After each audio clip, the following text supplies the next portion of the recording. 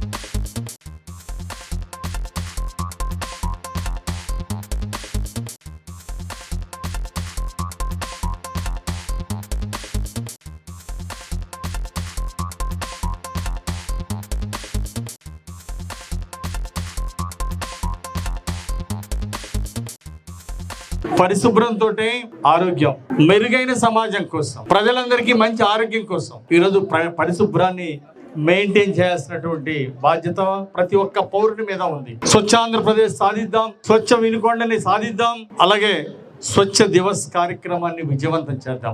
ఈరోజు వినుకొండ సామాజిక సేవా కార్యక్రమాల్లో ప్రజలందరూ కూడా భాగస్వామ్యం కావాలని ఈ సందర్భంగా నేను కోరుతున్నా. ఈరోజు పరిసరాలను మనం పరిశుభ్రంగా ఉంచుకున్నప్పుడే మనం ప్రజలందరికీ ఆరోగ్యంగా ఉంటుంది. చెత్త కుప్పలు ఎక్కడెక్కడ పేరుకుపోతే అశుభ్రం పెరిగిపోతుంది, బ్యాక్టీరియా పెరిగిపోతుంది. దానివల్ల ప్రజల యొక్క ఆరోగ్యం కూడా దెబ్బతినే పరిస్థితి ఉంటుంది. కాబట్టి పరిశుభ్రంగా ఉంచడం అధికారుల బాధ్యత ఒక్కటే కాదు, అధికారులకు బాధ్యత ఉంటుంది. అలాగే ప్రజలు కూడా భాగస్వామ్యం అయినప్పుడే ఇది సంపూర్ణ విజయవంతం అవుతుందని ఈ సందర్భంగా తెలియజేస్తున్నా. ముఖ్యంగా గతంలో ఒకప్పుడు ఔరంగజేబ్ పాలనలో జిజియా పన్ను వేయటాన్ని చూసాం, అలాగే జుట్టు మీద పన్ను వేసిన వాళ్ళని చూసాం చరిత్రలో. కానీ చెత్త మీద పన్ను వేసిన వాళ్ళని గత ప్రభుత్వంలో, వైసీపీ ప్రభుత్వంలో చెత్త పన్ను వేసి 400 కోట్ల రూపాయలు వసూలు చేశారు ప్రజల దగ్గర. ఎంత దారుణం అండి! చెత్త మీద పన్నేసినటువంటి చరిత్రలో ఎవరైనా ముఖ్యమంత్రిని చూసామా? చెత్త మీద పన్నేసిన ముఖ్యమంత్రిని ఎవరిని చూడలే గతంలో. ఎప్పుడైనా చూసామా? ఈ దేశంలో, భారతదేశంలో ఎక్కడైనా ఏ రాష్ట్రంలో చూసామా? మన ఆంధ్రప్రదేశ్ దౌర్భాగ్యం. గత పాలకులు చెత్త మీద పన్ను వసూలు చేశారు, కానీ పోనీ పరిశుభ్రత ప్రాధాన్యత ఇచ్చారంటే అది లేదు. 85 లక్షల టన్నులు మున్సిపాలిటీలో చెత్త పెరిగిపోయింది. 123 మున్సిపాలిటీలో ఎక్కడికక్కడ చెత్త తీసి పక్కనేశారు 5 సంవత్సరాల పాలనలో. మరి చెత్త పన్ను ఎందుకు వసూలు చేశారు? చెత్త పన్ను వసూలు చేసిన వాళ్ళు మీరు ఎందుకు పరిశుభ్రంగా ఉంచలేదు? అన్ని మున్సిపాలిటీలు 85 లక్షల టన్నులు ఏ విధంగా పేరుకుపోయింది గత పాలనలో? కాబట్టి గత పాలకులు పన్నుల రూపంలో కరెంటు ఛార్జీలు పెంచి, చెత్త మీద పన్నులు వేసి, ఆర్టీసీ ఛార్జీలు పెంచి, ఈ విధంగా పన్నులు వసూలు చేసుకొని దాన్ని అవినీతికి వాడుకున్నారు. కానీ ఏ రోజైనా స్వచ్ఛాంధ్ర గురించి ఆలోచించారా గత పాలకులు? అందుకే చంద్రబాబు నాయుడు గారు స్వచ్ఛాంధ్రప్రదేశ్ కార్యక్రమానికి పిలుపిచ్చారు. అందుకే మనం ఎక్కడికక్కడ అన్ని మున్సిపాలిటీల్లో, మన రాష్ట్రంలో అన్ని ప్రాంతాల్లో, అన్ని గ్రామాల్లో, మున్సిపాలిటీలో కూడా పరిశుభ్రత చంద్రబాబు గారు ఇచ్చిన కార్యక్రమాన్ని క్లీన్ ఆంధ్ర గ్రీన్ ఆంధ్రగా మనం తీర్చిదిద్దాలి, స్వచ్ఛాంధ్రగా ముందుకు తీసుకెళ్లాలని ప్రజలందరికీ నేను విజ్ఞప్తి చేస్తున్నా. ప్రజలందరూ ఈ కార్యక్రమంలో భాగస్వామ్యం అవ్వాలని నేను కోరుతున్నా. అలాగే ప్లాస్టిక్ వస్తువులు 120 మైక్రాన్స్ కు తక్కువ ఉన్నటువంటివి చాలా ప్రమాదం. మనం ఏదో తక్కువ రేటుకు వస్తున్నాయి అని చెప్పేసి దాన్ని వాడితే అవి భూమిలో కరిగిపోవు. అతి విలువైనటువంటి సంపద భూమి. ఆ భూమి ఇలాంటి డీగ్రేడ్ అవ్వని మెటీరియల్ వాడినందువల్ల, ప్లాస్టిక్స్ వాడినందువల్ల బయోడీగ్రేడ్ అవ్వవు.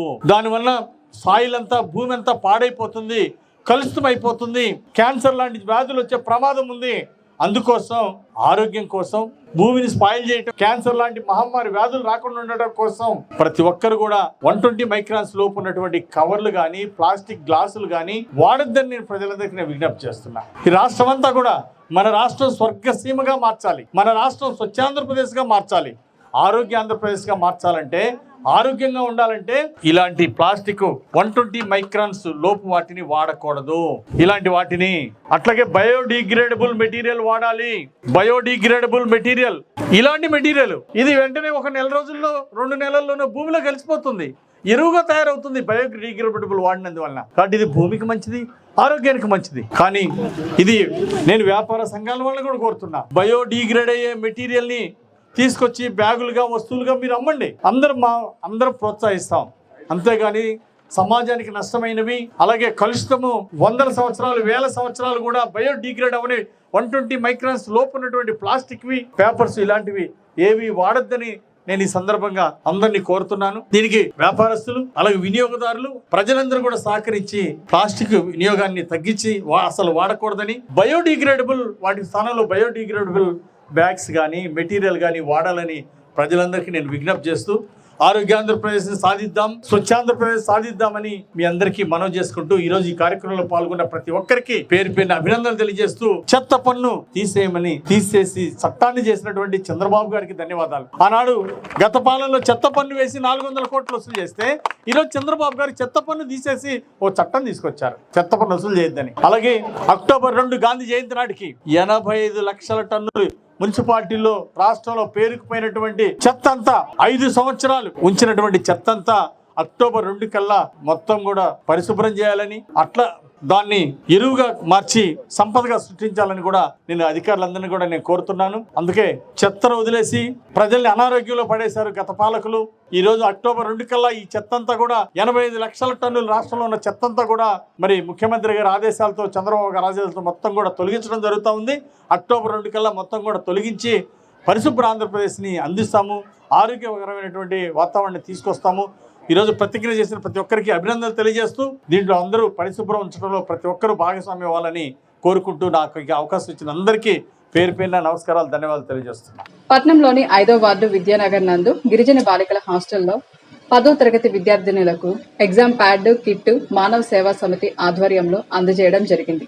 కార్యక్రమంలో మానవ సేవా సమితి అధ్యక్షులు PV Suresh Babu, secretary Chamarthi Bhavani Shankar, councillor Poluri Anjalidevi, Vishwa Hindu Parishad జిల్లా అధ్యక్షులు Bhagavatula Ravikumar, sanitary inspector Ismail, principal Saraswati తదితరులు పాల్గొన్నారు. ఈ సందర్భంగా సురేష్ బాబు మాట్లాడుతూ, ప్రతి సంవత్సరం మాదిరిగానే 10వ తరగతి పిల్లలకు ఎగ్జామ్స్ రాయడానికి సంబంధించినవి అందజేస్తూ 17వ తేదీ జరుగు 10వ తరగతి ఎగ్జామ్స్ బాగా రాయాలని, టెన్షన్ కి ఒత్తిడికి లోన్ కాకుండా బాగా రాసి ఉత్తీర్ణులు కావాలని, మీ తల్లిదండ్రుల కోరికలు, మీ ఆశయాలు నెరవేరాలని కోరారు.